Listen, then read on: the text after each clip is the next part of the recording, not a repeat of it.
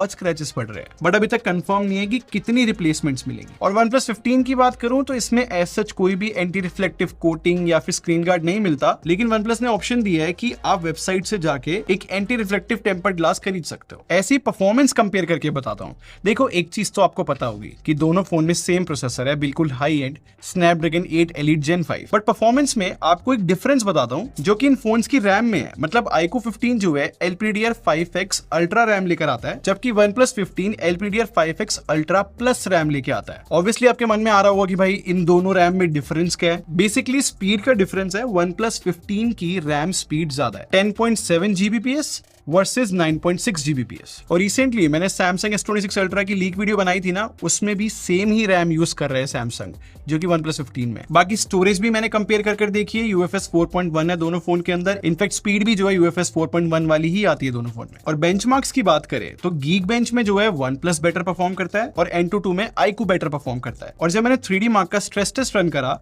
तो iQOO के loop score ज्यादा थे, जबकि OnePlus की स्टेबिलिटी ज्यादा थी। खैर, ये तो जस्ट बेंचमार्क्स की बातें थी। अगर मैं बिल्कुल प्रैक्टिकल होके परफॉर्मेंस एक्सप्लेन करूं तो गेमिंग इसका एक बेस्ट एग्जांपल रहता है। और परफॉर्मेंस जज करने के लिए जेंशन इम्पैक्ट, विदरिंग वेव्स जैसे गेम्स सही रहते हैं। और इन दोनों ही फोन में मैंने जेंशन इम्पैक्ट खेला। खैर, OnePlus के पास बहुत बड़ा एडवांटेज ये है कि ये 120 FPS पे चला सकता है जेंशन इम्पैक्ट। OnePlus 15 के अलावा अभी और कोई एंड्रॉइड फोन नहीं है जो कि 120 FPS पे चला रहा हो, क्योंकि सेम प्रोसेसर होने के बाद भी iQOO 15 अभी के लिए तो 60 FPS पे चला रहा है। और विदरिंग वेव्स की बात करूं तो दोनों फोन जो है 60 FPS का ऑप्शन लेकर आते हैं। और मैं आपको स्क्रीनशॉट दिखाता हूं, बहुत ही सिमिलर एवरेज FPS है। बस यहाँ पर डिफरेंस ये कि OnePlus थोड़ा ज्यादा कूलर था। आई थिंक OnePlus का कूलिंग सिस्टम अच्छा काम कर रहा है। और ये दोनों फोन जो है फैंटास्टिक चलते हैं BGMI में। आई मीन iQOO जो है 144 FPS पे चलता है, जबकि OnePlus इससे भी ज्यादा 165 FPS पे चल जाता है। और दोनों ही फोन को फ्रेम रेट इंटरपोलेशन यूज करना पड़ता है। और अगर इस फीचर को ऑफ कर देंगे तो दोनों ही जो है 120 FPS पे चलते हैं। और यही सेम स्टोरी COD की भी है, क्योंकि उसको भी हम 165 FPS पे खेल सकते हैं। तो इस बार OnePlus की प्रायोरिटी जो है 165 हर्ट्ज का रिफ्रेश रेट था, जिससे